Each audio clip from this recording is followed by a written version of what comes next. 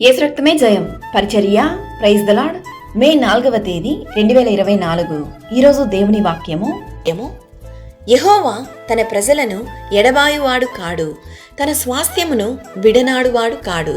కీర్తనలు 94వ కీర్తన 14వ వాక్యము. యెహోవా దయాదాక్షిణ్య పూర్ణుడు, దీర్ఘశాంతుడు, కృపా సమృద్ధి గలవాడు. ఆయన ఎల్లప్పుడూ వాద్యమాడువాడు కాడు. ఆయన దిక్కులేని దరిద్రుల ప్రార్థన నిరాకరింపక వారి ప్రార్థన వైపు తిరిగి ఉన్నాడు.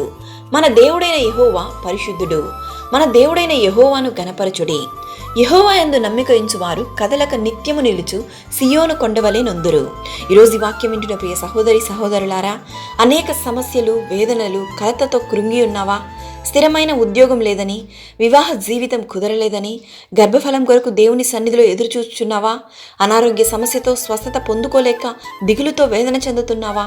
ఆర్థిక ఇబ్బందులతో సతమతమవుచున్నావా? మనశ్శాంతి లేక, కుటుంబంలో సమాధానము లేక దేవుని సన్నిధిలో వేచి ఉండి ప్రార్థిస్తున్న నీతోనే ఈరోజు ఈ వాక్యం ద్వారా దేవుడు మాట్లాడుతున్నాడు. నీ కన్నీటి ప్రార్థనను దేవుడి దినాన ఆలకించి నీవు ఎదురు చూసే ప్రతి దీవెనలను నీకు అనుగ్రహించును. యెహోవా తన ప్రజలను ఎడబాయువాడు కాడు, తన స్వాస్థ్యమును విడనాడువాడు కాడు. మనుషులు చేయి విడిచినను యేసయ్యను నమ్మిన బిడ్డలను ఎప్పటికీ ఆయన చేయి విడువడు. దేవుని సన్నిధిలో మీరు చేయు కన్నీటి ప్రార్థన ఎప్పటికీ వృధా కాదు. దేవుడు మిమ్మల్ని ఆశీర్వదించి దీవించునుగాక. ఆమేన్. God bless you.